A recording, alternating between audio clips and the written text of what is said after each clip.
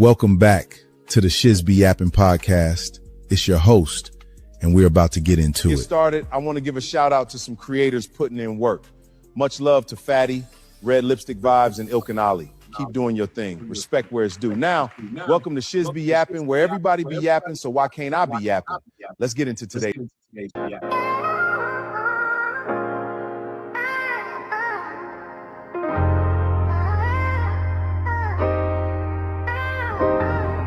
Yeah, welcome to ShizzBeYappin, yeah, we talk it all.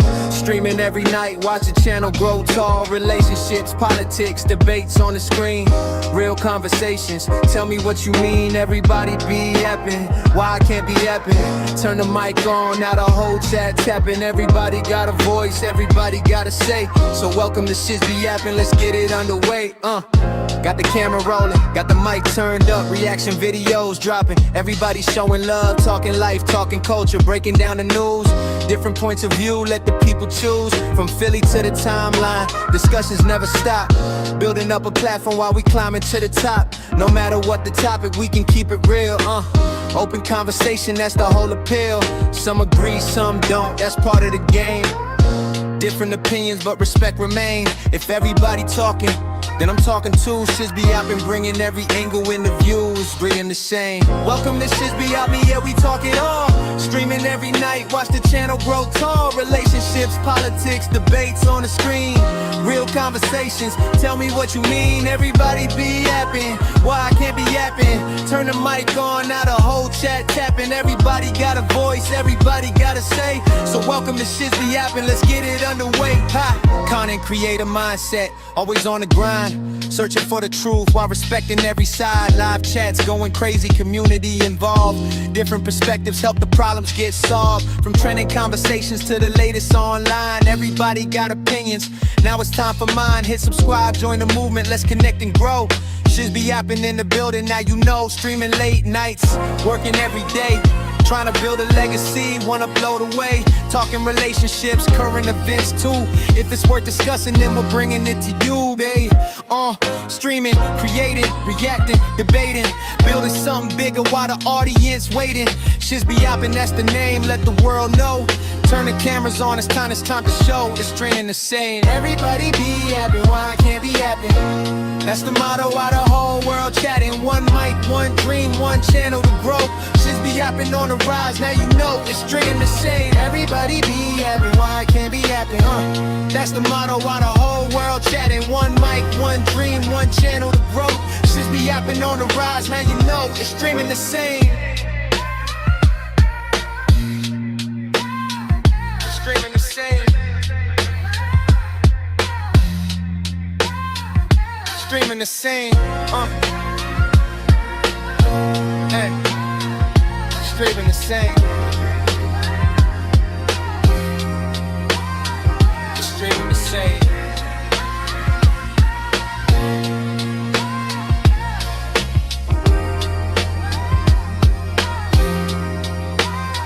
Streaming the same.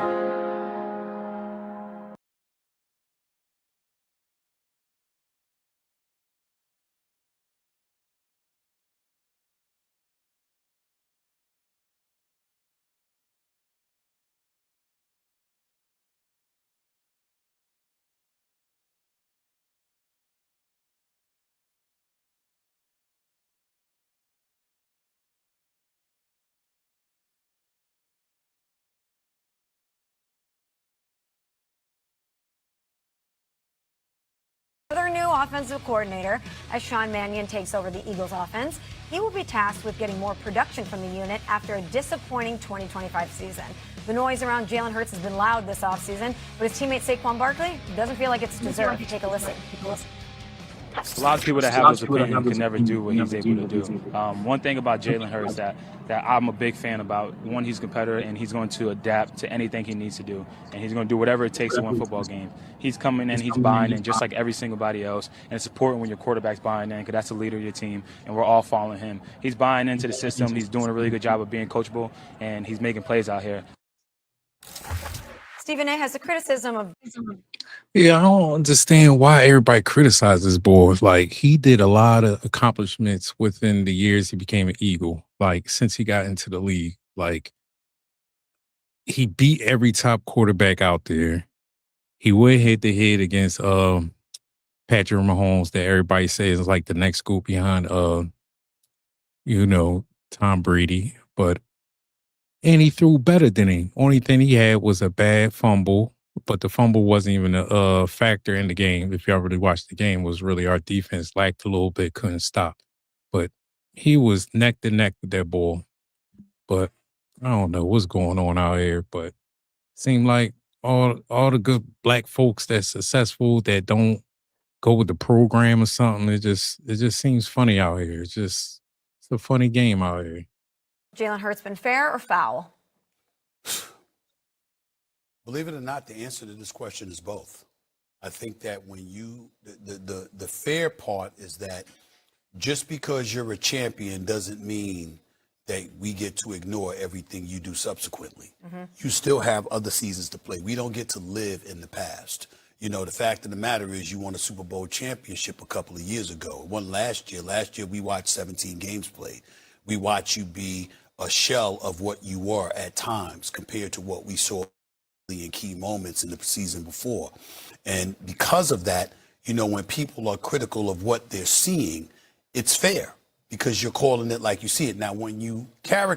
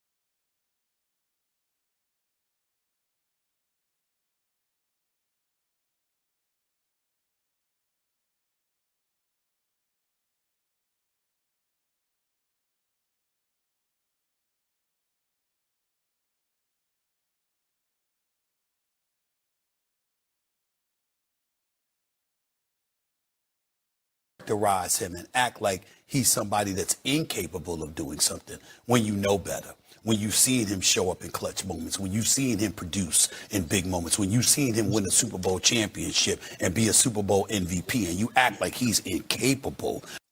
Excuse me, I was muted, whatever, but like all I was saying is it's crazy how people criticize this ball.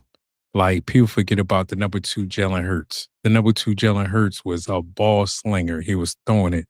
Like, I think the average was like a good average. He threw that football over 2,000 to 3,000, had like 20 interceptions. He was like right behind Mahomes on the interceptions. It seemed like the more you throw, the more interceptions, that makes you a great quarterback. Then when he switched to number 1, got a good coordinator, he threw sufficient. He ain't threw that much. He threw, 200 to 300 yards a game, kept it very sufficient, ran more, and they criticized him. Like, and all the dudes they saying he's no 1-2, they got 1,000 interceptions and a big-ass L. You know what I'm saying? Like, nothing but losses. Like, I thought the whole point of the game is to win championships. Like, if we want to go into basketball, Mike 6-0. You know what I'm saying? But when we go to football, it's about gunslinging. Which one is it? You know what I'm saying? Like, what's up, Will? You know what I'm saying? Just, doing a little show before I hop on Red. Just talk about what's going on the weekend. Nothing much. You know what I'm saying? Just playing around, Let's get back into it. Of greatness, that's where it's foul. Because you know better than that, and you just talking nonsense. That's not him. This brother can play the game of football. Is he the most accurate passer on a consistent basis? No. When you think about the elite passers in the game of football, is he that guy? No. But in key moments where you need something to happen that's going to ultimately produce a W, is Jalen Hurts one of those dudes you should have faith in? You're damn right he is, because he's proven that he could do that. Again, foul when you try to character assassinate him based on the results, but fair when you're compartmentalized and pointing out key moments where he could have done something better than what he actually did. Kimberly A. Martin joins us now. K-Mart, fair or foul when it comes to the Jalen Hurts criticism? Hold on. Is he trolling with his Cowboys? I forgot. Is he really a Cowboy fan or he trolling? I kind of forgot though. Like, I think he trolling because him and Skip used to go at it. Like, I think he trolling with this picture right here, like coming at Skip. Like, you know what I'm saying? Yeah, go birds. You know what I'm saying? It's all about them birds out here. You know what I'm saying? You know, but you know, they hate on our man. You know what I'm saying? I don't know why, but you just hate on that boy. Let's go ahead and dive into it. Like, I think Sis be having his back though. Let's hear her out. You know, Stephen A. sometimes he's not here in studio, so he might have forgotten the rules of First Take. The cop out of both. We don't do that here, but I understand. Way to call him out because I think he was hating on Jalen just like everybody else. Like, way to call him out, sis. I like that. He's not usually here, so he may have forgotten. Yesterday he was hosting, so I understand he went from host to analyst now and opinionator. So the answer is foul, plain and simple. And I think Stephen A. set it up beautifully from the standpoint of when you ultimately need a W or you need a big play in a big moment, can Jalen Hurts be that guy? Stephen A. said, you're damn right. And so to act as though he's anything but that, Christopher, I think would be foul. And I think what frustrates me most about the conversation surrounding Jalen Hurts is the goalposts always seem to move when it comes to him. I think people get on Lamar and Josh Allen and Joe Burrow for not in those big moments showing up and leading your team to the promised land of Super Bowl. Jalen Hurts has done that. In 2 Super Bowls, he outplayed Patrick Mahomes, correct? He's Super Bowl MVP.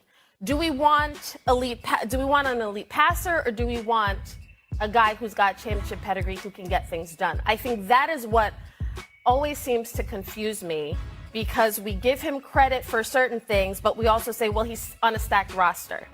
Well, and then we say that Josh Allen doesn't have enough help. But we also criticize Nick Sirianni for, well, what does he do?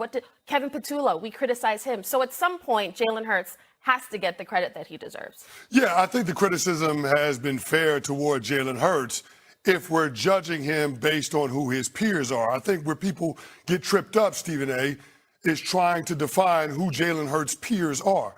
Because it's not Joe Burrow, it's not Josh Allen, and it's not Lamar Jackson. It's not any of those guys. It's not those guys. His peers are Patrick Mahomes. His peers are Eli Manning. His peers are... Yo, you know what's so crazy? I'm going off this quarterback list, right? They got this boy, Jalen Hurts, 9th so far, like 9th. Number 1 is Lamar Jackson. 2 is Goff. 3 is Josh Allen.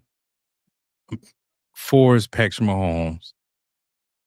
You got 6 is Mayfield. 7th is Burrow. 8th is Daniels. He's 9th right before. Come on. Like, who won a championship? Like, I could see Mahomes up there because everybody always say this about the rings and wins, like when it comes to other sports. But this dude, it just seemed like you just got to move a mountain. Like, if you can't move a mountain or do something, it's just, this shit is crazy out here. Like, I don't know what else you got to do. Like, you know what I mean? When a Super Bowl he lost, came back and won against the same bull. Like, that's big time. Usually when you go to Super Bowl, it's kind of hard. You ain't going to meet the same contender. And he met the same contender and blew him out. I'm talking about blew him out. You know what I'm saying? And he wasn't even the favorite. Like, this joint is crazy. Russell Wilson. His peers are Ben Roethlisberger's. Quarterbacks in the 2000s that have been to multiple Super Bowls. Those are his peers. Don't get it twisted. Jalen Hurts is on a Hall of Fame trajectory. You look at his team's success, 11 wins last year, 14 wins the year prior, 11 wins back in 2023, 14 wins in 2022, 2 Super Bowl runs. As a matter of fact, over the last 4 years, nobody, when you include the playoffs, has more wins than Jalen Hurts. He wins 76% of his games. He's 54-17. So when we start trying to define who his peers are, we have to understand his peers aren't other guys that haven't gotten to and won the big game. They're just not. And so we've got to stop with that compare and contrast. But when it comes to what happened last year. Yeah, last year was a whole story. Like, you know what I'm saying? Like, I don't know if everybody know. I'm going to just kick it to y'all allegedly. It was a former teammate on the Eagles that they traded. And him and A.J. Brown deal with the same masseuse. And basically things allegedly got, emotional. Both guys get emotional over this masseuse lady. And Jalen Hurts knew about it, but he ain't say nothing about it. He just wanted to maintain the locker room status. But they traded the guy to make AJ happy. Then later on, AJ heard about it. Now, going through the football time, AJ Brown started to play a little weird and emotional. Like, he just didn't play all the way 100%. Like, he just was out there trying to make Jalen Hurts look bad, do a little lot of subliminals and things like that. You know what I'm saying? Hey, Red. Yeah, I'm just talking about this little football thing. It's like that. That's all. AJ was feeling some type of way. If you go back to these games, I swear you go back to these games, you're seeing this dude dropping balls, allegedly. I'm not going to accuse the person, but your eye test would tell you everything. You know what I'm saying? Like, he was just out there just not playing 100%. You could see he on the sideline reading books, doing a whole bunch of little antics like most quarterbacks do. I mean, wide receivers do. They mostly divas, and he was in his diva bag. But he tried to maintain professionalism. He ain't really throw Jalen Hurts under the bus, but he tried to, but he didn't. Then, things just blew up. Like, I mean? That was the only reason why they wasn't so successful last year. It was like a lot of things going on in the locker room, and it's hard to win championships with a rowdy, messed up locker room, especially in football. But that's here or there, though. I just want to give y'all a little allegedly story that I heard through the grapevine what's going on in the locker room. Let's go on back into this. It absolutely is fair to characterize it as a failure or below the standard that Jalen Hurts has established for himself. You just said he's on a Hall of Fame trajectory, and Correct. His peers are Patrick Mahomes. Yes. And who are the other guys you were listing? Well, the other guys I listed, Ben Roethlisberger. Okay, so the only active guy playing right now is Patrick Mahomes. Yes. Right. And yet still, people question whether Jalen Hurts is a top 10 quarterback. Tell him, sis. Like, I don't understand how both of those things can be true. Well, then the thing about it is, here's what it's going to come down to: right or wrong. Let's preface it by saying that, because some people may be wrong and feeling this way, but nevertheless, an inordinate amount of people have expressed these emotions. They've looked at the personnel that he's had around him. They looked at an A.J. Brown. They looked at a Devontae Smith. They looked at a Saquon Barkley. They looked at an offensive line that was better than most teams in the NFL consistently since he's been behind center. Last year, they battled some injuries. There's no doubt about that. Hold on. It seemed like, you know what I mean? Like, Devontae Smith, he came into the league, you know what I mean, as a rookie, whatever. He wasn't like, oh, he's too small, he ain't gonna do this in the third. Now he got weapons.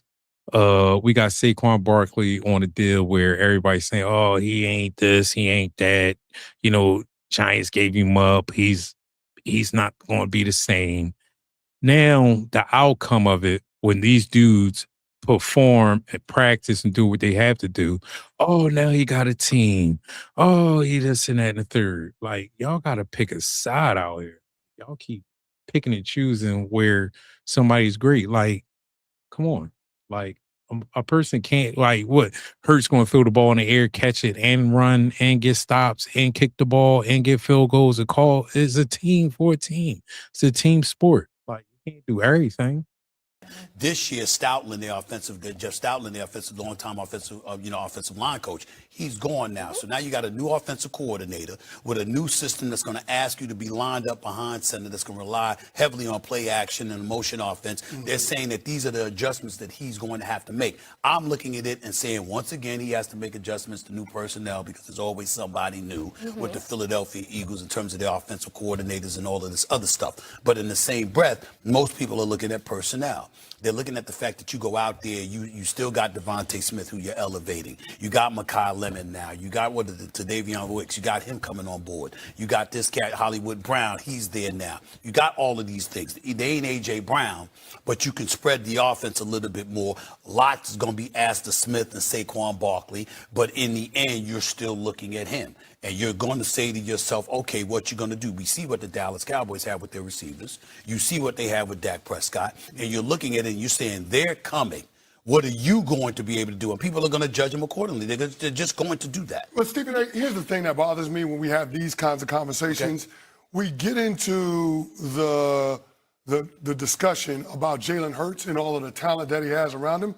Well, show me good quarterbacks that don't have talent. Hello, that means you have a good GM. That's the point. What you should be doing. Has Devontae Adams and Puka Nacua who combined for 25 touchdowns last year. Yeah, but you two don't get to say that. You two don't get to say that, and here's why. There have been plenty of times. Your level of knowledge is supremely knowledgeable as you are about the game of football. Your years of covering the sport is exceptionally well as you have.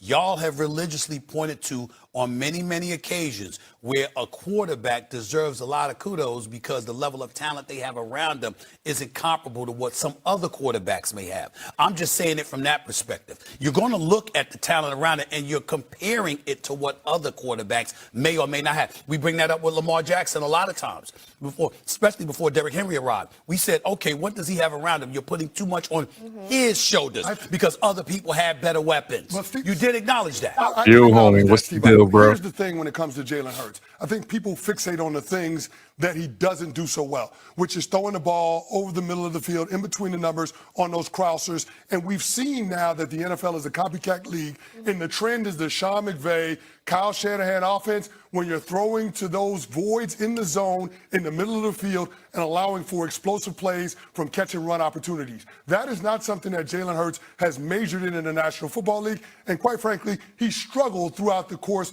of his career when it comes to high-level football. We'll see how that changes with Sean Mannion. But here's the thing, Stephen A., it's all about what you can do. Don't tell me what you can't do. Tell me what you can do. And Jalen Hurts is one of the best deep ball throwers in the NFL. He's one of the most dynamic runners at the quarterback position, and the guy just wins. So even though he has a deficiency that he can't do something at as high a level as some of the other elite quarterbacks in the National Football League, you know the thing that he does do? He wins, and he deserves all of the credit for that. Now, last year, he didn't do that at the level that we're accustomed to seeing, and the offense, quite frankly, the offense, quite frankly, was irrational.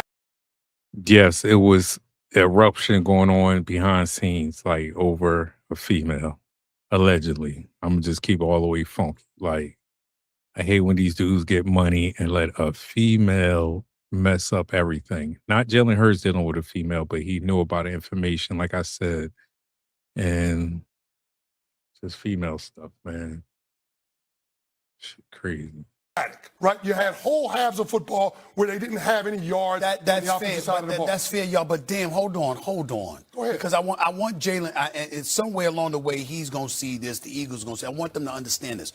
Anybody that's saying that the brother can't play don't know what the hell they're talking about, and they're just hating. We get that part, but there's nothing wrong when you win.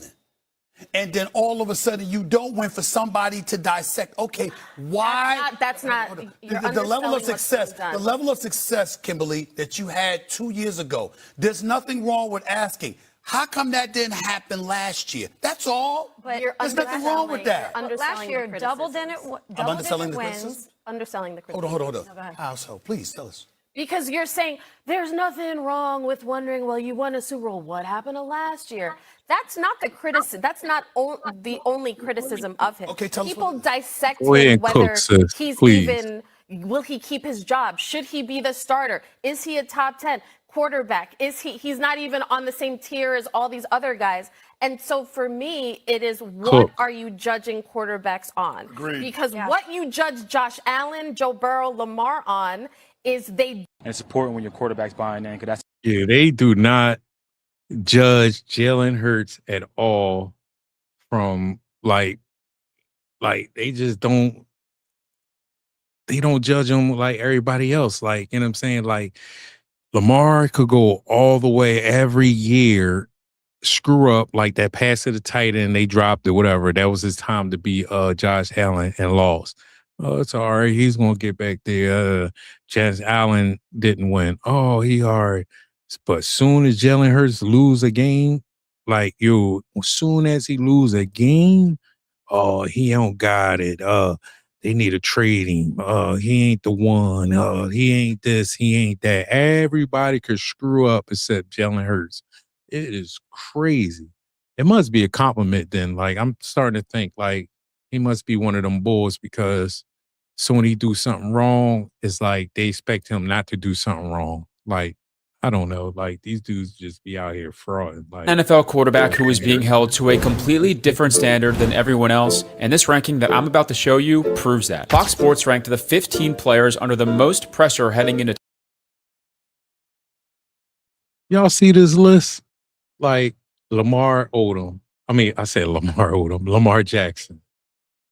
Like, Palenka, C.J. Stroud, Travis Hunter, Bryce Young, A.J. Brown, Justin Herbert, Myles Garrett.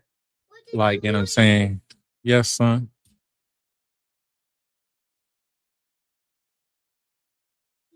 Excuse me, y'all. Got my son still, a little young boy. But they the most pressured, under pressure. Like, you know what I'm saying? Like, how they under pressure? Like, these dudes need to win chips. Like, this is crazy. 2026, and somehow Jalen Hurts is ranked at number 1. Just think about that for a second. The quarterback who is supposedly under the most pressure is a guy who just won a Super Bowl 2 years ago, won a Super Bowl MVP, and has reached 2 Super Bowls in the last 4 seasons. Yet somehow he's allegedly under more pressure than Lamar Jackson, Justin Herbert, and some of the biggest names in football who haven't done anything in the playoffs. And if how you the most pressure, you got a ring. You was close to MVP. You went to the Super Bowl, but you lost. But none of these dudes ever even saw the Baja. Like, they didn't see the Baja. They don't even know what the confetti looked like. They don't even know what the fireworks smell like. They don't even know what, like, the halftime show looked like live. You know what I'm saying? Like, they don't even know none of that. Like, you know what I'm saying? But he's the most... This agenda got to stop in football. Like, I think I need to be up there with these ESPN dudes. Somebody got to be real in these joints. Like, I don't know. Like, this thing is crazy, man. Like, disrespect that boy. the argument is that Hurts is on a stacked roster, I guess that's fair, but the best quarterbacks have always played with great teammates. Nobody discredits Joe Burrow because he has Jamar Chase. The standard just seems to change when we're talking about Jalen Hurts. The more that Jalen Hurts wins, the more that people find reasons to talk bad about him. And the thing about Jalen Hurts is that he simply beats all of the top quarterbacks. And that's why I think he is the most disrespected quarterback in football right now. Because I don't get it right now, I won't get it tomorrow, I probably will never understand it. But if you think that I'm wrong, let me know in the comments. Yeah, that is crazy. Like how they be hating on him. Like it's crazy. Like let's get into this other segment I got about Pooh Shiesty. You know what I'm saying? Pooh Shiesty is putting his names back in the airwaves like right now. Like he dropped the album, whatever, you know. Guess trying to get that lawyer money up. You know what I'm saying? Let's dive into it, see what he's talking about. Big brother, nigga. Yeah, don't get shot in South Memphis, cause ain't no trauma unit, man. Whatever Dirk said, man. Yeah, better play downtown somewhere, man. Let me put y'all down on how my city go, man. In a way a rapper couldn't do, man. First hand, man. You gotta know something first hand before anything, man. Brother. Gotta be the last motherfucker. I jumped up out my dream, sweating, got hit in my back with a pump. I swear to God, a nigga snuck up just like Scarface got done. I went to sleep watching that movie, drinking who, so I was drunk. I might as well stay up. Now we got commissary in the morning. I feel the walls getting closer, my release, they slowly come. They gave the homie 75, he get out when we turn 100. I beat so many niggas up, I clutch every time I... Yo, my man cutting right now. You know what I'm saying? Like, this boy is cutting. Subliminal shots going on. Feel fun, only one step away from freedom, but I still can't go for nothing. At the rate my millions going, I might get $1 billion quick. Police keep running up in my cell, talking about he smell a wick, but I don't smoke, he trying to find my cell phone. He ain't slick, niggas don't wanna sell me a knife, I'm come my locker then. You can't relate to that last bar unless you been to the pen. See, I got men on security and security on my mans. You can't never be too sure when you done did the shit I did. Back on the town, full of clowns, a lot of shit need to be fixed. Tossing, turn, sweating, shaking in my sleep, scaring my bitch. It seem like all the gangsters gone and all the fuck niggas got rich. The snitches got a voice now, the gang waters down this shit. All my niggas locked up doing calendars, you ain't missing shit, nigga. Been a rapper and a killer at the same time, ain't easy. Gotta be the last motherfucker breathing. Ever since I got my first button, spanking shit been easy. Gotta be the last motherfucker. Should've shot my ass again, thought he was dead. This boy Pooh Shiesty. I don't know if y'all heard the lyrics, but like, he's still throwing shots. He's still acting crazy. This album, like, I don't know what's up with these people out here. Like, I don't know if you too street and you can make so much money that you can't just give up the street life. Like, I just don't get it. Like, you're winning. I thought the whole point of hustling, trapping, and doing everything is to get out the hood and live a good, lavish life. Not to just keep buying drugs and guns, allegedly. Just keep being a fool, to be honest. Like, just constantly. Like, I heard a little bit of the album, but the album,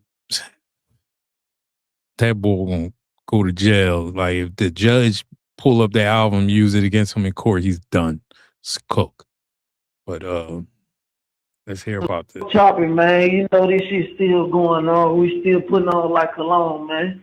This ain't the biggest, man. This is the one that's bigger than the program, man. Yeah, it just, you know, ain't shit changed but the environment, man. We got new music on the way. This shit for the fans. This shit for everybody who been waiting. You know, this shit supposed to been out. We don't give a about what no have to say, what no think they know what's going on, especially the internet. This shit ain't nothing, some small to a giant, man. Man, it's another Friday and the internet is absolutely on fire because Gucci Mane just dropped Pooh Shiesty's album under his 1017 label. And they got the internet in shambles. Why? Because we all thought that Pooh Shiesty got out of his contract after sticking up Gucci Mane in the studio. Remember what Gucci Mane said? He said, you drop. I'm drop. You drop. Let them know you dropping me, I bro. drop you. No, say it. Pooh Shiesty dropping 1017. Bro, we just did that. That's done. What you do? You drop. You said you want to be dropped, you drop. And now... Yeah, that was crazy. But I don't know. This is kind of tricky. Like, you know what I'm saying? Like, basically, his mom and his dad, you know, I think they powers of attorney. Allegedly, I was hearing things out there, and they kind of signed off with this with Gucci. Like, in the long run, like, it could help Shiesty case if they work out something with Gucci. Like, you know what I'm saying? Like, you know, just say it's publicity. We're just out here trying to pump an album, this and the third, like, or something. Like, things can turn, like, you know what I mean? But at the end of the day, you still got the cameraman as the witness. Y'all got to pay him off, things like that. And, yeah, this is tricky. Like, you know what I mean? I think they just pushed this album out because, you know, it's down there like, what, 2,000 pages in his affidavit for this court case. So he's going to be sitting there for a while they trying to figure things out. But, you know, you got to probably pay that lawyer. You know what I'm saying? Like 2,000 pages on an affidavit of you going in court. That's a lot of, you know what I'm saying? It takes time. Like, you know what I mean? I don't know, you don't know family members, anybody been there. Hopefully y'all haven't, but that's not a good place to be with a lot of pages like that people got to go through, look for new discoveries and backtrack, things like that. But, you know, I think he's just doing this to get his money up. And, you know, I hate to see black men in jail, stuff like that. But, you know, he was a talented young brother, but kind of wasted his time, like, to me. Wasted talent. Like Collusion on them said on Bronx Tale. New Music Friday, Pooh Shiesty's new album, All Eyes On Shiest, just dropped, and it got 16 tracks and going crazy. So we all know Pooh Shiesty is locked up in jail. He's one of 9 people that got charged in the studio robbery of Gucci Mane. And his trial ain't gonna be until February 2027. Lawyers said they got 14,000 pages to go through. So he ain't coming out anytime soon. His bond got denied. So the crazy part is, how you dropping an album when you locked up and you release it on Gucci Mane's own label 1017? The same label he robbed Gucci Mane for to get out of. That's like robbing a bank and then opening up a savings account the next week. All I can see is that's crazy though. It is crazy work though. Like, that is crazy. Like, but you know, allegedly things happen. I'm not out here to point fingers, whatever, but you know, I hope things work out for that young brother. I used to like this drawing, all that, you know what I'm saying? That's for Pooh Shiesty and Gucci. Like, I'm just mad that these dudes couldn't come to some type of agreement or something. You know, it's crazy. Gucci Mane rubbing his hands together, ready to get paid. And who knows what Pooh Shiesty's percentage is after he tried to rob him. It probably went from 5% to 0. But here the crazy part. Pooh Shiesty started promoting it on his Instagram page. He made a jail call to one of the homies, and I guess they recorded it, posted it on his Instagram. Know what the chopping, man. You know this shit still going on. We still putting on like cologne, man. This ain't the biggest, man. This the one that's bigger than the program, man. Yeah, just, you know, ain't shit changed but the environment, man. We got new music on the way. This shit for the fans. This shit for everybody who been waiting. You know, this shit supposed to been out. We don't give a about what no got to say, what no think they know what's going on, especially the internet. Yeah, this shit ain't nothing, some small to a giant, man. It's a pebble to a giant, you know what I'm saying? Yeah, I'm gonna shake back. Ain't about how you trip up or how you stumble or how you fall. It's always how you get back up. You know, everybody can't just get back up like I'll be back in a minute. I'm gonna shake back. You know that. I'm gonna shake back. You know how this shit go. Tag me and everything. Yeah, go live to this shit. Slide in them car, whatever y'all on. You know what I'm saying? I'm definitely Run this going shit live. up, get us to #1. We got more shit in store. You know, I got this shit overload. I told y'all that shit been ready. Like however this shit gonna go. You know what the chopping. Big brother. Now when I heard this, Yeah, I mean, I know you say he ain't the brightest though, but like, we all got one of them friends, homie, cousins that just know one thing. You know what I'm saying? Just one thing is the trap. Like, some people get so stuck into the trap and that life that they can't fathom anything else. They feel like they not a man, they ain't who they are if they get out their life. Like, they so embedded in it, like they brain just can't wrap around of just being a free civilian citizen, because, you know, when you, allegedly you might did a lot of dirt, you just scared it might come back when you get too comfortable. So, you know, things like that do come across some people out here in the world. Like, and he been raised in it. I did a video on it, like how Pooh Shiesty been raised. Like, he been raised in the trap. Like, and I'm saying, like, his mom and them and all of them had him in them trap houses at a very young age. Like, he been born in it. Like, you know what I'm saying? But, you know, let's hear it there though. Let's hear what another person got to say about this. Oh, it's Big Ant, the spokesman, man. We back. Another edition of Urban Politicians TV, UPTV. Make sure you stay on your pivot at all times, man. Shout out to him, Urban Politics. He always be breaking things down. I do follow him. You know, I could follow him too, though. He got like little good perspectives on certain things. You know what I'm saying? I just, you know, and half the things he talk about do be kind of real. I'll be doing my research behind his research just to make sure, because a lot of people just get out here and just be yapping. You know what I'm saying? But he's all right. I fucks with him. Had to come tap in on what I think for a lot of us out here when it comes to mainstream rap. Got to be one of the craziest and wildest storylines that where we was able to see everything play out in our real time once again. And we talking about adding even more to the craziness with the storyline right here is Pooh Shiesty, who was behind bars waiting for trial next year, has announced that he is dropping a new album on Friday on the same label for the CEO that he allegedly robbed, kidnapped, and what he's being charged for. Now, he went up to the... It's the link later on. I'll be on Red Lipsticks, you know what I'm saying, with a couple other fellas. This the link right here on the bottom. This is going to be in my chat if anybody want to check us out later on. Red, she good folks. You learn a lot from her too. Like, you got some ladies. She got some great information on lady things. Like, well, we could learn too, fellas. But, you want to put your woman up on game, follow Red. Like, she got all the symptoms, the teas, all the little cute things. Like, show Red some love.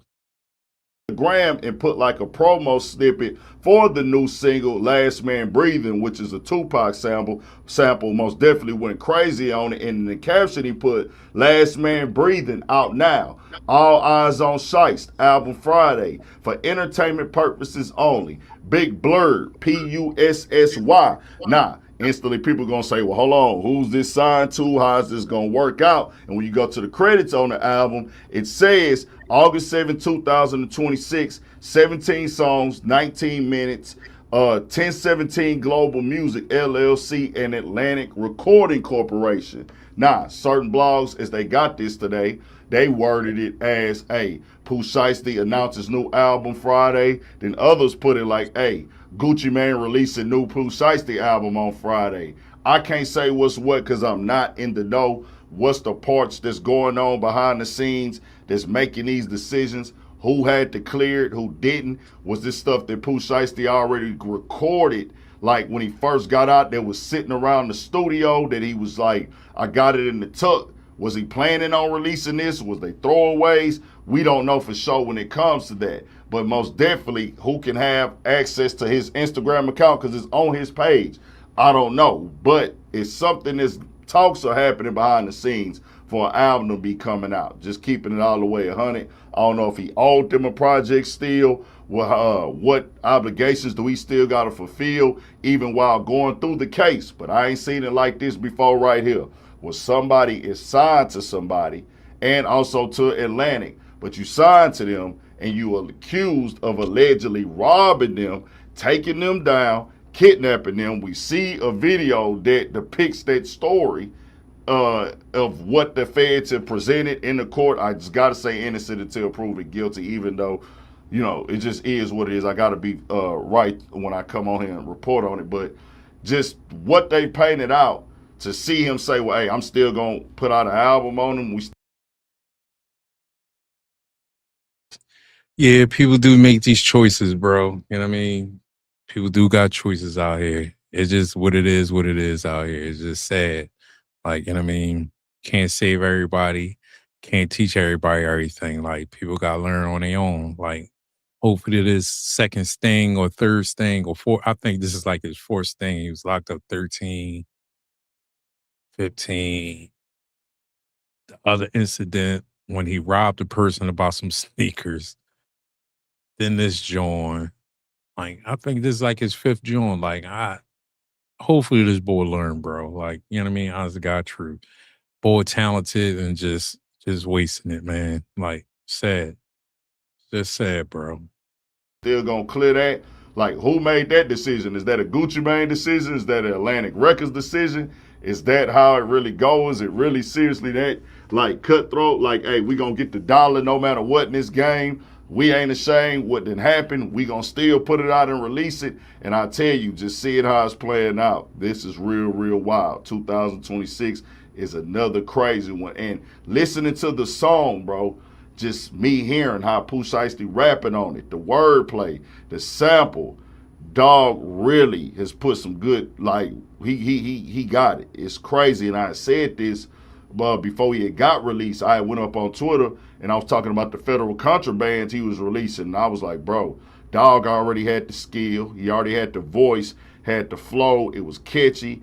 Just, I could hear it just being there musically. Now, I'm not talking about the message or anything in the music. I'm just saying the finished product that I could hear and see him being around for a while. Yeah. If y'all listen to, what was the 62 God joint? That was his first joint to now. You do definitely hear the growth, the cadence. He from Mississippi, so they got their little slang. I love them down south rappers though. Like, y'all be having them slangs, you know what I mean? I bang with it. Like, yeah, I'm from the East Coast, but sometimes that down south flow be crazy, especially if you got the cadence and the flow to it. Boy, oh boy. Y'all down south boys be killing it. But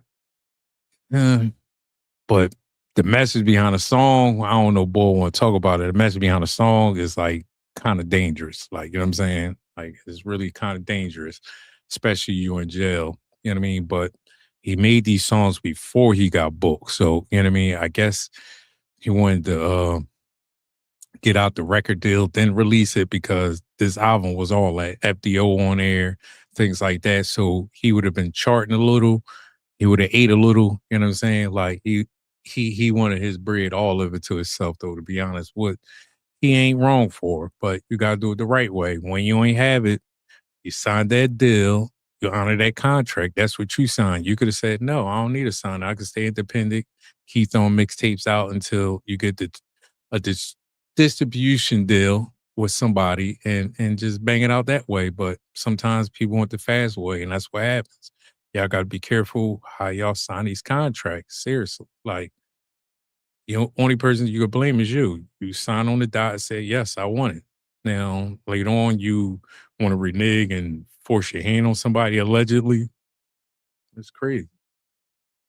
The album that Pooh Shiesty just dropped is going to get him life in prison. Let me remind you guys that Pooh Shiesty is currently in jail, facing fair charges that could land him in prison for the rest of his life. That is not... Speaking on him, the reason I brought him up here a little bit, he might be facing some charges, whatever, with the Rolling Round and all that, with Whack 100 allegedly. Like, there's a lot of little sneaky things that him and Whack 100, Tasha K, and all of them do. Like, you know what I mean? They say they got some tapes, this and the third, and, but that'd be another day I review, but let's just go on with this. Out of the realm of possibility. Justice Department is laying out some details about this crime involving some big-name rappers, Gucci Mane, and 2 other industry pros who were apparently kidnapped and robbed, according to the Justice Department, by Pooh Shiesty, by Big 30, along with some others. A total of 9 suspects have been arrested. So here's what we know. These DOJ officials say Gucci Mane was lured into what was a fake business meeting in Dallas at a music studio that turned into what they called an armed takeover, where Mane and these others were held at gunpoint. This is back in January. They got robbed of their Rolexes, their cash, their jewelry. At one point, Gucci Mane was even basically forced to sign a release from a record label. Priscilla Thompson is joining us now. It is wild stuff, Priscilla. What else happened?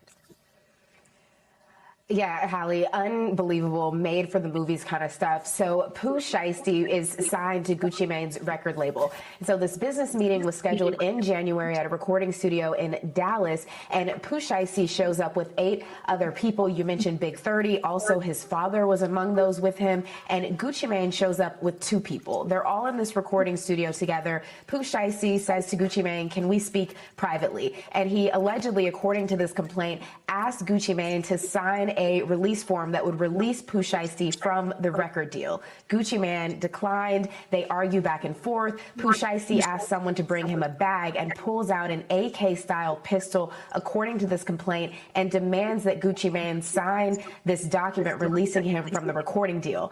After that document is signed, then he goes on, Pooh Shiesty, to steal Gucci Mane's wedding ring, other jewelry, his wallet, and then the small group of individuals goes back out into the larger group that's in that recording studio, and apparently all 8 of the other men who were with Pooh Shiesty pull out guns and began demanding property from Gucci Mane and the men who were with them. So we're talking about Louis Vuitton bags, Rolexes, cash, wallets. There's even physical altercations where there are photos of people with scratches. At one point, the complaint says that there was a man who had a gun put to his head, and they believed that they were all going to be executed, but they were allowed to leave eventually. Yeah, that was the cameraman. Like, that's where they messed up at, though. Like, they allegedly, they would have got away with it, allegedly. Like, if that cameraman wasn't there and things like that. I see, this is the tricky part. Like, I'm about to read up on that case a little bit. I don't know if Gucci brought the cameraman because it was a business deal, or he brought the cameraman. Like, I don't know why the cameraman was there in the studio. You know what I'm saying? And me thinking, Shiesty brought the cameraman there, and it just went all left, and they just went hand, probably like allegedly put the joint to him, record this joint. He was probably scared, whatever, like, you know what I mean? Because Pooh Shiesty wanted on camera, because if y'all peep it, you know, he was going to edit out the bull with the Drake or whatever, like allegedly, and, you know, and just have him saying, yeah, you off the deal, you off the deal. He was just trying to have that segment on there for backup for them signing the papers, this and the third, in case Gucci go back on it. But now, once the camera is involved, I mean, once the, you know what I mean, the power is involved, allegedly, it makes the contract null and void, because it looked like you were signing the distress. So, you know, that was another thing. Like, the bull was on point with it, but wasn't. Like, you know what I mean? And one thing, allegedly, I heard too, the boy Big 30, he was signed with another artist and did the same thing. He got away with it successfully. So Pooh was probably like, oh, you got away with it. I'm about to do the same thing. And, you know, Gucci, allegedly, we heard all the stories and stuff like that with Jeezy and all that. Jeezy, I paid $20,000, somebody snatch his chain, whatever. And, you know what I mean? And Gucci laid him out. You know what I mean? He did his time, whatever. You know what I'm saying? It is what it is out here. It is a dog crazy world, man. Why we can't just get money and just live proper, like the proper way, and just move on. But, you know, these dudes love this type of violence, I guess, allegedly. And people, here's the good part, all right? We don't even have to use our imagination. It all took place on camera for us to see. Shit, shit. You dropping this done deal. Bro, let them know it's a done deal, bro. It's a done deal. Let them know you dropping you. I drop you. No, say it. You see how the cameraman spent out? I think after that, they hit up the cameraman, probably like, what are you doing? Like, you know what I mean? You were supposed to keep it right there. Like, you know what I'm saying? Like, you know what I mean? And Gucci was trying to get out of there too, though. Like, look, keep getting, like, Gucci was trying to pop off. And, you know what I'm saying? Like, Gucci's smart. Like, Gucci got street knowledge and sense. To see. Shit, shit. You dropping this pop up. Bro, let them know it's a done deal. Made him force out let them know you dropping. I drop you. While he on camera. Say it. He's Who like, should I dropped you. 10-17. Shout out to real nigga. Ain't never did no police shit or none of that, bro. Tell them what's going on. Bro, we just did it. That's done. What you do? See, like, Pooh was trying to make it like a drop too. Like, yeah, this bull, real nigga, he never been in the streets. He never used the cops, this and the third. He trying to make it sellable. Like, damn, he thorough. He let me out. Like, you know what I'm saying? You drop. You said you want to be dropped. You drop. Scrub the paper. I signed the paper. It's done. So, yo, I'm more impressed that, yo, the Pooh Shiesty thought this will work. Watch this. This done. Yo, I am more impressed that Pooh Shiesty thought a video of somebody pulling a gun out on Gucci Mane, as he's confirming he dropped him, would get like No, he didn't expect Gucci to move over, and the bull is not smart enough. He was supposed to back up away from the camera and still pull out.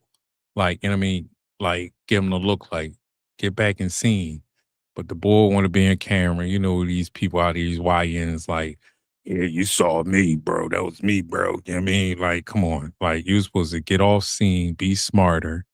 But dude's not smart, man. They crash out. Like, you know what I'm saying? I'm so confused as, like, what possible outcome did Pooh Shiesty expect other than him being arrested and put in jail? But here's the thing, okay? If the footage of him robbing or kidnapping Gucci Mane was not enough, okay? If the eyewitnesses was not enough, Pooh Shiesty just dropped the album, and he did everything possible on his album to get himself a life sentence. This album was nothing short of a self-incrimination and a statement on himself. After kidnapping Gucci Mane, holding him at gunpoint with a Draco, robbing him, and then robbing the people that he was with a Draco, Pooh Shiesty raps, swear with that Drake, I do ish bogus. Go ask blank, which I can only assume stands for Gucci. Go ask Gucci about it, ninja. Then he goes, I know why most rappers are B's, and I'm finna tell you the difference. They try to live what they rap. Meanwhile, I'm rapping how I'm living. Rapper-wise, he might be king. Gucci Mane album in 2015 was called King Gucci. Rapper-wise, he might be king. In the streets, I'm the governor, ninja. Swear with that Drake, he says it again. I do ish bogus. Go ask blank Gucci about it, ninja. And one gonna file. Some details about this crime involving some big name. Yeah, bull crashing out, man. That's a bad joint, man. Bad joint, man. You want to hear about another bad joint, man? The boy Kawhi Leonard, he out here being bad, man. Like another bad person. Everybody just making bad decisions. Like just all bad decisions out here that's going on in 2026. Let's hear about it. You know what I'm saying? And inexplicably, for some reason, the Los Angeles Clippers still made it a point. An individual, an undisclosed sponsorship deal with Daktronics. Los Angeles Clippers star Kawhi Leonard, whose sponsorship agreement with the now bankrupt green banking company Aspiration is at the center of an NBA investigation as we speak, also allegedly had an undisclosed sponsorship deal worth millions of dollars with Daktronics, the company that designed the Clippers' massive video board inside Intuit Dome. This is according to former ESPN contributor Pablo Torre on his podcast, Pablo Torre Finds Out. Torre interviewed an individual identified as, quote, an anonymous high-level source under contract for the Intuit Dome, who alleged the Daktronics agreement, quote, was 1,000% a way to circumvent the salary cap. It was funneling money from the Clippers through Daktronics back to Kawhi Leonard. Torrey also cited an anonymous former Clippers official who said they were aware Leonard had a sponsorship agreement with Daktronics, the South Dakota-based company behind the Halo board, the largest double-sided Halo display ever built inside an arena at the Clippers' $2 billion Intuit Dome in Inglewood, California, which opened in August of 2024. According to Daktronics' website, the company produces video boards for several NBA arenas, including for the Phoenix Suns, Charlotte Hornets, Milwaukee Bucks, Detroit Pistons, Memphis Grizzlies, and Brooklyn Nets. A search for Kawhi Leonard returned no results on the company's website. The Clippers did not respond to a request to comment as of Thursday evening, and of course, it remains unclear when Leonard's reported sponsorship agreement with Daktronics began or what its terms included. However, a spokesperson representing Daktronics told Hunter Brook Media, which collaborated with Torrey on the reporting, that Leonard does not currently have an active contract with the company. This smells, y'all. This smells. Keep in mind that as we speak, the law firm of Wachtell Lipton. What they get into is basically NBA got salary caps. And Toronto was ready to sign him a major deal like the max because he just won a championship.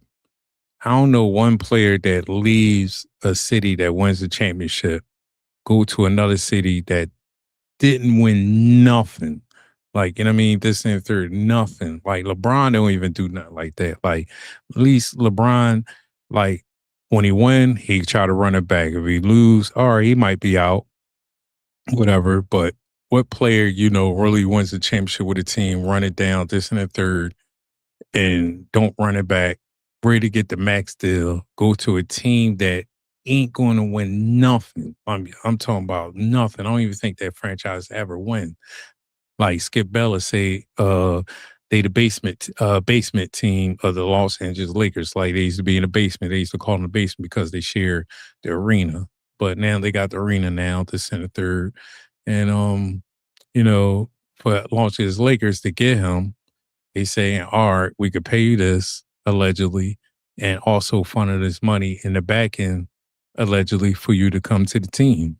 That's super illegal. Like, illegal out the world. Like, I never thought anybody would do this.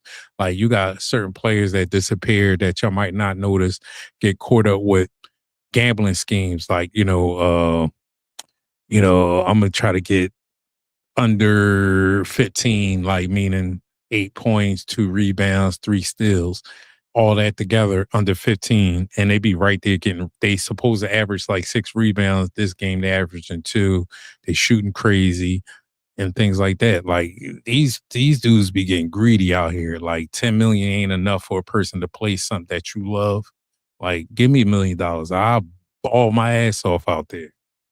These people out here just crash out money hungry people. Rosen and Katz are leading the NBA's investigation into Kawhi Leonard's April 2022 sponsorship agreement with Aspiration. That is still going on.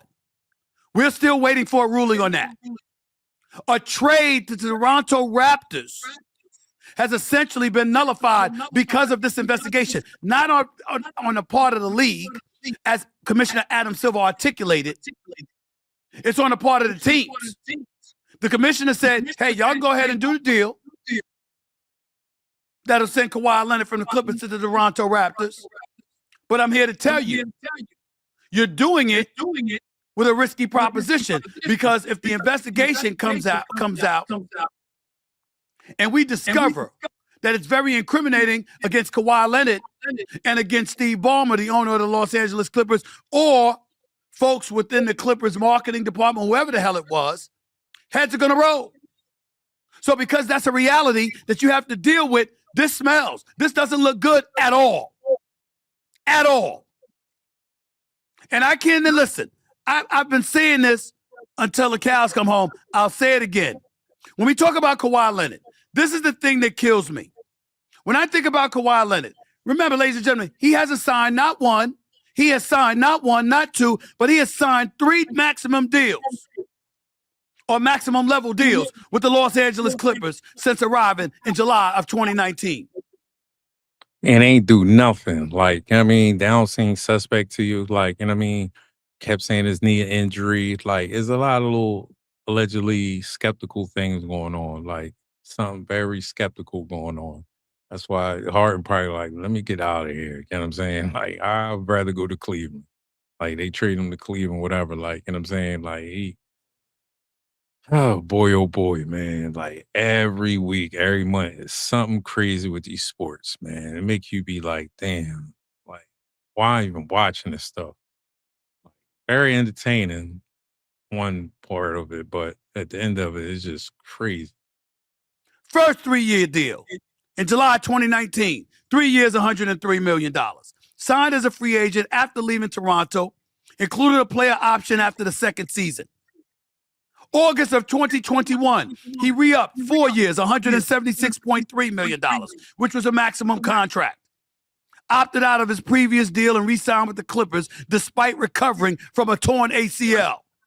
Included a player option in the 4th year. January of 2024, 3-year deal, $149.5 million. This was a veteran extension, but of course it wasn't the absolute maximum he was eligible to receive. Leonard accepted slightly less than the full max to provide the Clippers additional financial flexibility. And I guess we're supposed to applaud him for that. This is the same dude that blackmailed the Clippers.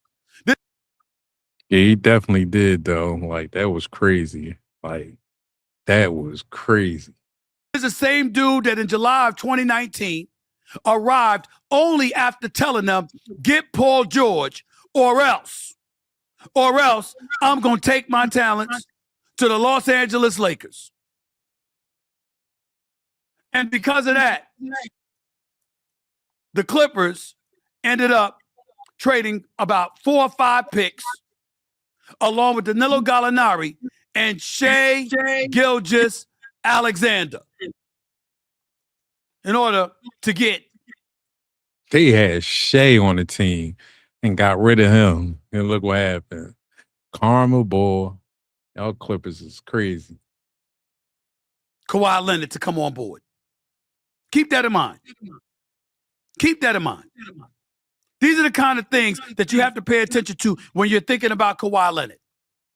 And inexplicably, for some reason, the Los Angeles Clippers still made it a point to pay him one contract after another, despite about 30-plus games missed, 30-plus% of his games missed during the regular season, and just as much, if not even more, during the postseason. They still haven't been to an NBA Finals. The conference finals that they went to against Phoenix years ago in 2021 was without him because he was hurt again. And somehow, some way, he's milked the franchise for all it's worth. I have said this before, and I'll say this again. You want the definition of a masterclass? Let me tell you something. Kawhi Leonard getting paid without going to work, that brother could give lessons. Yeah, I don't even know how he did that. Like, that boy, man, need to go to jail for how much money he was stealing from the Clippers.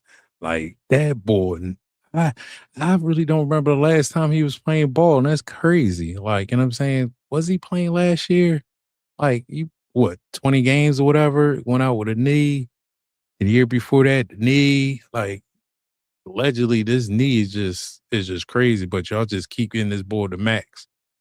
It's crazy. He could give lessons. I mean, he's spectacular with that stuff. He's spectacular. I mean, he's so good at it, I want to get lessons from him my damn self. And I like working. But my God, the time this man gets off, and then to turn around, and to still get paid, and to still get one new contract after another, that's bad enough. But then when you hear that you got deals on the side that allow the salary cap to be circumvented, ladies and gentlemen, that's the big story here. Because guess what it means? If it started with him, or it have happened with him, chances are it didn't start with him. Chances are something's going on. And it can open a whole Pandora's box involving the NBA that's going to be uncomfortable for everybody to see. Anonymous source. What did the anonymous source say to the one and only Pablo Torre? The sponsorship deal was 1,000% away to circumvent the salary cap. It was funneling money from the Clippers through Daktronics back to Kawhi Leonard. That's according to an anonymous source. And I can't wait to talk to Pablo Torre about this, because let me tell you something right now. If this is true, this is some award-winning stuff he's pulling off.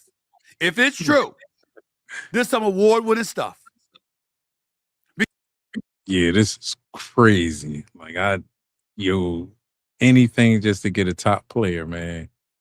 Them owners in the Clippers, man, ever since that little thing what happened to Magic Johnson and all that, when that boy left, like, you get these young players, not young players, young GMs and owners. They come from Silicon Valley, coming up off of a code and electronics, and just be like, yeah, I want to own a team. And they be like starstruck and just do whatever for whatever. Like, you know what I'm saying? Like, these boys is crazy. They thought they was too smart for themselves, man. They ready to get jammed up. Like, they might have to do some old crazy stuff to fix this. Like, Kawhi got to go right back to Toronto, pay money back into it. Like, a lot of things if you want to stay in the league. Like, you know what I mean? There's a lot of things. Like, because it's raising the proverbial eyebrow about everything now, about everybody now. If you could get an owner or a team to sign off on making those kind of concessions, taking those kind of risk in potential violation of a salary cap, of NBA league rules. If you could get somebody to do that for Kawhi Leonard, well, hell, who the hell can't you get him to do it for? That can ball in this league, because we all know he's a superstar caliber talent when he's healthy. Who else can you get them to do it for? I mean, I'm not going to mention any names because I don't want anybody incriminated falsely. I don't want their names thrown up into the mix, but use your imagination. If anybody is willing to go to these lengths for Kawhi Leonard, what won't you do for a bevy of other teams in the NBA? For a bevy of other players, in the NBA. I don't want to believe this is true. I happen to be very fond of Steve Ballmer. I happen to be very fond of the Clippers organization. But this is serious business. Because if there's truth to this story, I know Adam Silver is not David Stern. He prides himself on being a bit more player friendly. But he's going to have to bring a heavy hand down. Player friendly. And it's not just against Steve Ballmer, the owner. It's going to be against Kawhi Leonard. You're talking about potential banishment for a year or something like that by a player or an owner. You're talking about the confiscation of draft picks. You're talking about dissuasive measures being implemented to ensure that no team nor any player is willing to risk doing something like this again. That's what you're talking about here. Kawhi Leonard's deal with aspiration was for $28 million. We don't know what the deal was for Daktronics. This is not good. This is not good at all. 888 Mad Dog 6 is always the number to call up. It's 888-623-3646. That's one story I'm going to get into. I'm going to get into Jaylen Brown in a little bit, and what he had to say in his introductory press conference as the newest member of the Philadelphia 76ers. Not the newest, because he came before LeBron. But you know what I'm saying. And some of the things he didn't. Yeah, Kawhi Leonard is tripping. Like, you know what I mean? Like, the stories I'm hearing, like, they had to veto that trade. He go right back to Toronto and sit a year. Like, he go back to Toronto, sit a year. What else they said it might happen? He got to give back the money. The trades and everything goes back. Like, Shea might have to go back. Like, no. That was for that Paul George. Like, whatever trades or whatever happened with the Kawhi Leonard that's involved get vetoed right back. It's just crazy. Like, that'd be unbelievable to see or witness. Like, you know what I'm saying? Like, they might make him do some secret retirement, sign off, and just bow out and just retire. Like, you know what I mean? Retire, pay like 10 to 20 million, sweep under the rug and keep it moving. Like, you know what I'm saying? But that's what's going on in this YouTube world. Like, you know what I'm saying? Like, this YouTube world getting crazy. YouTube is getting crazy. In more detail and what it means for creators both working towards monetization and those already in the YouTube Partner Program. We'll start with the requirements because that's what the majority of you care about. What do I need to get to start earning money? So first of all, this is... Yeah, basically now in like January, I need 8,000 watch hours to be like eligible for the YouTube program. Like, you know what I mean?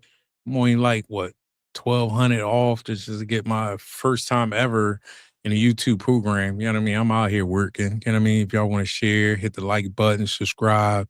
Y'all could do so. Help a brother get there before this new thing get there. Like, it's getting crazy. Like, you know what I mean? I ain't no big time person. I'm just a small time fry.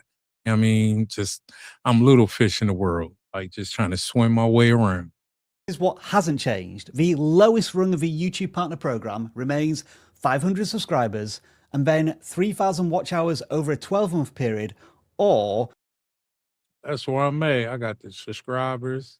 Thank y'all. I appreciate the subscribers.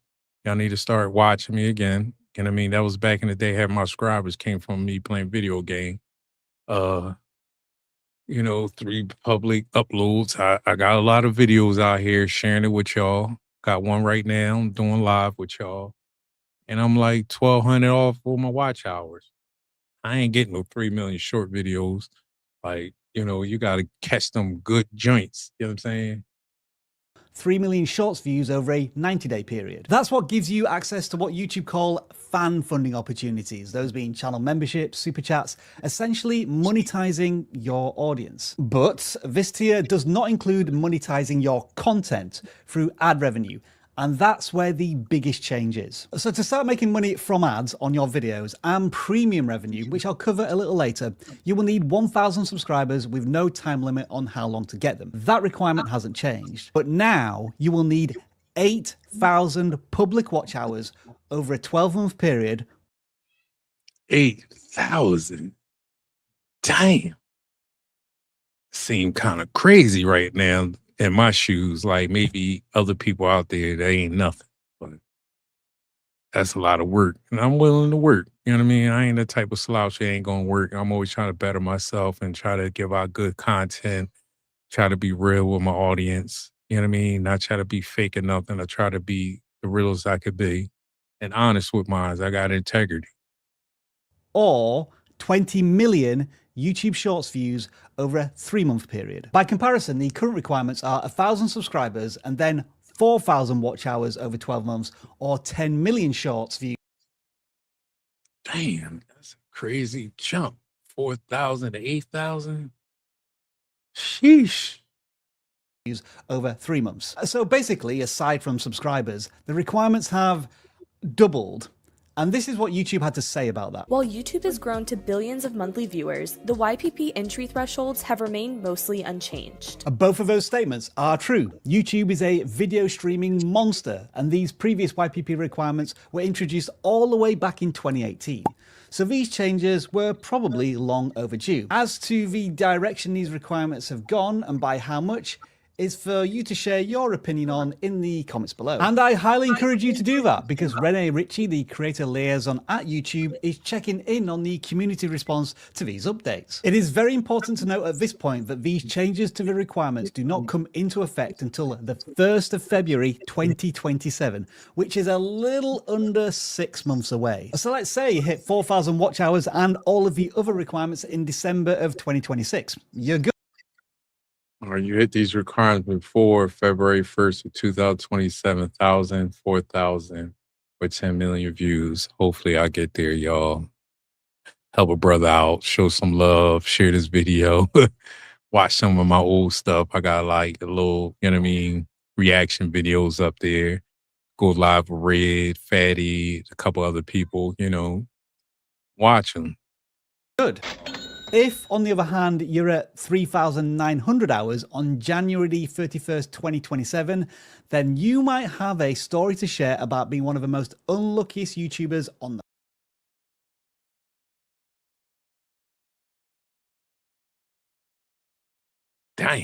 planet.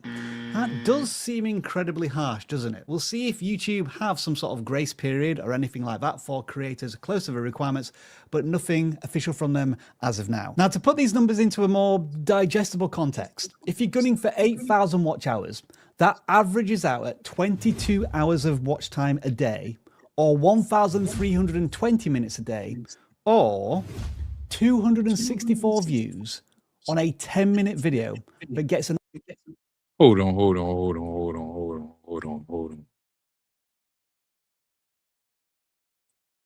digestible context. If you're gunning for 8,000 watch hours, that averages out at 22 hours of watch time 22 hours a day? Or 1,320 minutes a day.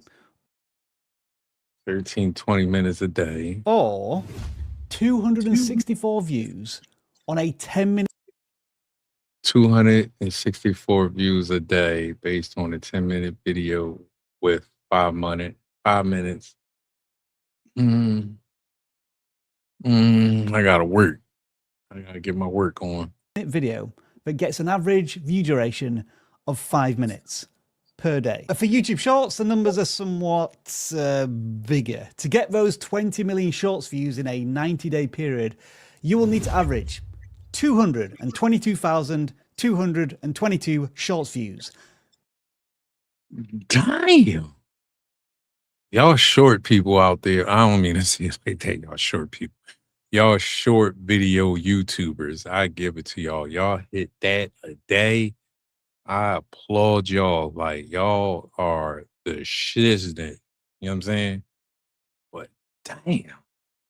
A day. I can't really break it down any more than that. Now then, let's say that you're already in the YouTube Partner Program, but after the 1st of February 2027, you're no longer hitting these new requirements. Let's say you're averaging 5,000 hours of watch time. Do you get kicked out? No. And there's actually some good news here. YouTube are introducing new channel activity requirements, which will keep your channel monetized as long as you have at least 1,000 watch hours over the last 12 months, All right.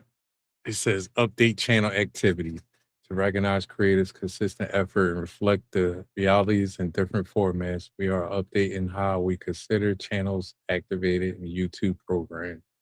Starting February 1st, 2027, your channel is considered active if you meet any of the following requirements: 1,000 qualified watch hours in the past 365 days, or 1 million shorts for 90 days, or 2 long form videos of 5 minutes uploaded every 9 days. All right, all right. So hopefully if I hit it now, I'll be all right.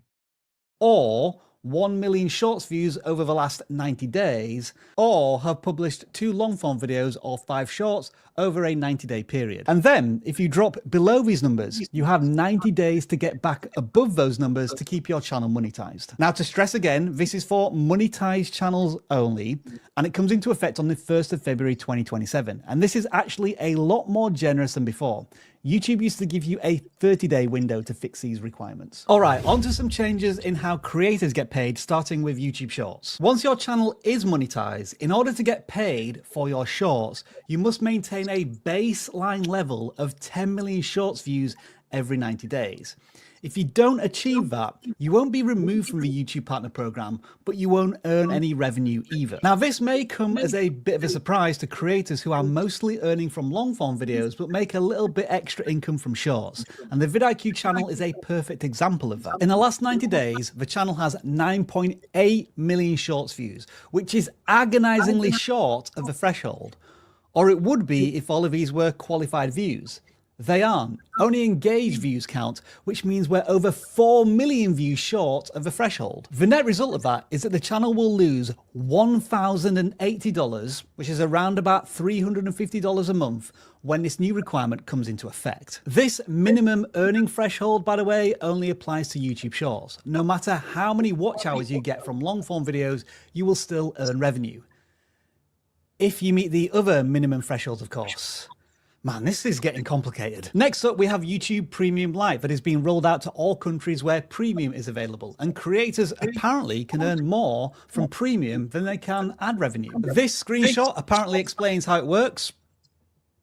Okay, and when I look at the revenue sources in our YouTube analytics, I see that YouTube Premium only contributes 6% of the channel's total revenue, which is 13 times less than ad revenue. So, I don't know, someone explain that to me. There's going to be some new ways to earn revenue from YouTube Shorts. These are bonuses for YouTube shopping, production credits for brand deals, and earning boosts for cultural trend activations.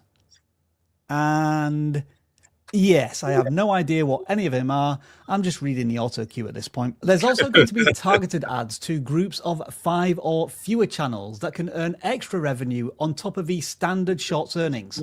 So that seems to be nice. If YouTube explains in the future how to activate those ads. Now, I know we keep going on about the... I'm pretty sure they're going to give us an update, good brother.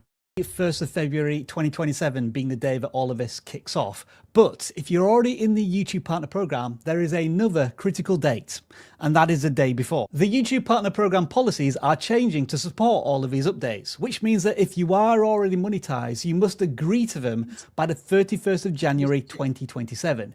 If you don't, you may stop earning revenue from your YouTube endeavors. If you go to your settings in the YouTube Studio and then click on agreements, you'll see a bundle of them. It is very likely over the next 6 months, you'll be notified to read new ones and agree to them. So keep an eye out for those alerts. So if you have already started your YouTube journey, you have a couple of hundred subscribers, maybe 1,000 watch hours or 1 million shorts, the clock is now ticking. You have 174 days to give this everything you've got to get YouTube monetized on easy mode. For those of you who are starting today, tomorrow, or in the future, do not let these changes put you off. I guarantee that there will be people who don't even have a channel today that will have joined the YouTube Partner Program and monetize their channel before the 1st of February 2027.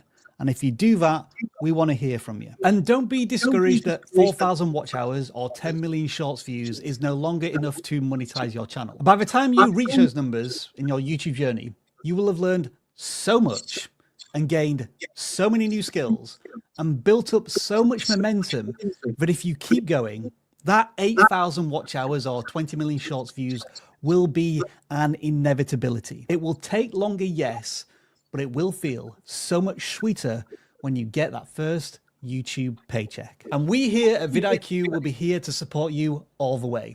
Just like Yeah, homie, we gotta work, homie. Like, you gotta get this thing done before February. I'm like 1,200 away. I don't know where you at though, but like, we gotta work. Like, you know what I'm saying? We gotta work, good brother. You know what I'm saying? We gotta probably make like 4 to 5 videos a day, going live twice a week, like just to ramp it up, like, and learn our skill set too and our niche. You know what I'm saying? You know what I mean? Get with the people they want. You know what I mean? I'm gonna just stay in this little realm of things like sports, gaming, you know, be out here on these panels, dealing with Red, the whole family, talk about rap, things like that, you know. That's why I'm gonna give off. I'm gonna just be honest and have integrity with it and just work hard for it. Dan and Travis did when they shared their thoughts on these updates and listened to what you had to say. We'll see you in there. YouTube announced the... Dang, this joint crazy. Woo! You know, that's been crazy. Like, gotta work hard, y'all. Like, I hope y'all hitting that like button, hitting that subscribe. You know what I mean? Hit the share button. Let your friends know, your friends, your friends, your friends, your friends. You know what I mean? Hit me up on the community, on things which y'all like, or you don't feel like hitting the community, send me an email. You could be honest on certain things. I could take critique. I got tough skin. It ain't about nothing. You know, and probably what? Another hour, I'll be on Red Lipstick Vibes. Put the link right here for y'all. Share the link right here. That's a little crazy though, but I don't know if y'all could copy and paste it. You know what I'm saying? I'll be there on 8:15. Show some love. Couple of us on there, homie. I don't know CEO. He being bad lately. I don't know CEO gonna be there. I know Unc gonna be there. You know what I'm saying? Brother, Mr. He said gonna be there. Hopefully my man Batman Jeremy be there. You know, we be having a pretty good panel going on. Like just a bunch of us men with the Queen Red there, just monitoring us, make sure we don't be too bad, whatever, and just talk about good subjects and just give our perspectives on things. Like, you know, we just be out here just living life, having fun with it. You know, I'll let your boy about to be out of here. You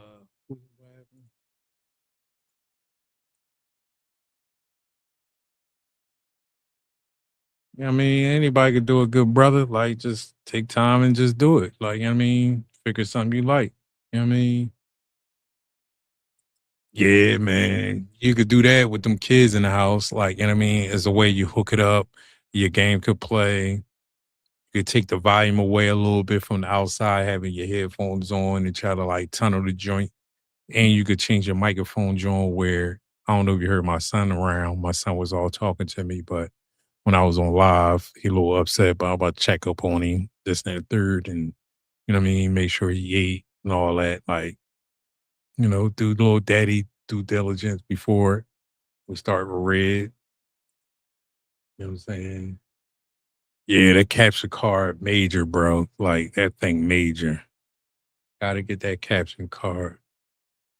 But you know, about to sign out, get ready for Red later on. I hope y'all like whatever I did out here, whatever. You know, I'm trying to get better and better and better. You know, I know it's a little raw, a little whatever, but, you know, I'm be on my Stephen A. Smith / Club Shay Shay, you know what I mean? You know, they gonna sharp me up, you know what I mean? But again, hit that like, subscribe, you know, check out my other videos and, you know, leave that comment, let me know what y'all think. You know what I mean? Catch y'all in a little bit on the Red side. I'm out. Thank you so much for watching. Y'all know what it is.